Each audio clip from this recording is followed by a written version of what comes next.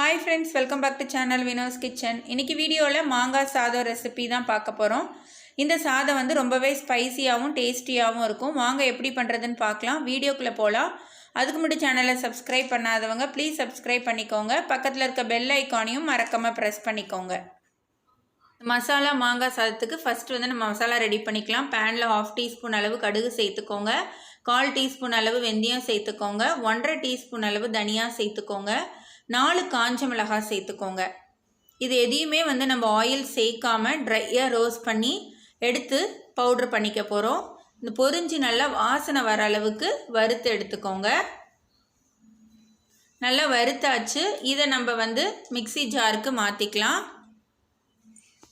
அதே பேன்லே 2 table spoon அளவு தேங்காவும் 1 டீஸ்பூன் அளவு துருவின இஞ்சியும் சேர்த்து அதையும் வந்து ட்ரையாக ரோஸ்ட் பண்ணி எடுத்துக்கலாம். மிளகாய் தனியாலாம் வந்து பவுடர் பண்ணிவிட்டு அதோட இந்த தேங்காவையும் சேர்த்து நம்ம லைட்டாக கொரகொரப்பாக அரைச்சி எடுத்து வச்சுக்கலாம்.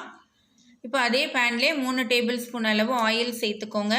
ஆயில் நல்லா சூடானதுக்கப்புறம் 1 டீஸ்பூன் அளவு கடலைப்பருப்பு சேர்த்துக்கோங்க. 1 டேபிள் ஸ்பூன் அளவு வேர்க்கடலை சேர்த்துக்கோங்க. இது ரெண்டுத்தையும் நல்லா வறுத்துக்கோங்க. இதோட 1 டேபிள் ஸ்பூன் அளவு முந்திரி பருப்பு சேர்த்துக்கோங்க. இது உங்களுக்கு விருப்பம்னா சேர்த்துக்கலாம், இல்லைன்னா நீங்கள் வந்து சேர்க்க வேண்டாம். இது எல்லாமே வந்து நல்லா ஃப்ரை ஆனதுக்கப்புறம் 1/2 டீஸ்பூன் அளவு கடுகும் 1/2 டீஸ்பூன் அளவு ஜீரகமும் சேர்த்துக்கோங்க. கொஞ்சமாக வந்து கருவேப்பிலையும் சேர்த்து வறுத்துக்கோங்க. இப்போ இதோட நம்ம அரைச்சி வச்சிருக்கிற மசாலாவை வந்து சேர்த்துக்கலாம். அந்த எண்ணெயிலே வந்து இந்த பவுடரை வந்து ஒரு நிமிஷம் நல்லா வதக்கிக்கோங்க. ஃப்ளேமை வந்து மீடியமாக வச்சுக்கோங்க. பவுடரில் வந்து காஞ்ச மிளகாய் நான் சேர்த்துருக்கேன் இல்லையா, அது வந்து காரத்துக்கு தகுந்த மாதிரி நீங்கள் கொஞ்சம் அதிகமாக வேணும்னா கூட இன்னும் 1-2 வந்து நீங்கள் எக்ஸ்ட்ரா சேர்த்துக்கலாம். இப்போ நான் ஒரே ஒரு காஞ்ச மிளகாயை கட் பண்ணி சேர்த்துக்கிறேன். பவுடரை வந்து நல்லா வதக்கியாச்சு அந்த எண்ணெயிலே. இப்போ நான் மாங்காய் வந்து 1/2 கப் அளவு துருவின மாங்காவை சேர்த்துக்கிறேன். மாங்காய் வந்து சேர்த்து ஒரு 3 நிமிஷம் நல்லா வதக்கி விடுங்க. மாங்காய் சாதம் செய்யும்போது இந்த மாதிரி மசாலாலாம் வறுத்துட்டு அரைச்சி சேர்த்து செய்யும்போது ரொம்பவே டேஸ்ட் நல்லாயிருக்கும்.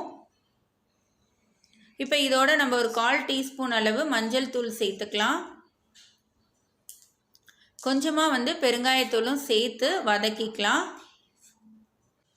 மாங்காவை வந்து சேர்த்ததுக்கப்புறம் ஒரு 3 நிமிஷம் நல்லா வதக்கணும் அப்படின்னு சொல்லியிருக்கேன். இந்த மஞ்சத்தூள் பெருங்காயத்தூள்லாம் சேர்த்து நல்லா வந்து ஒரு 3 நிமிஷம் வதக்கி எடுத்துக்கோங்க.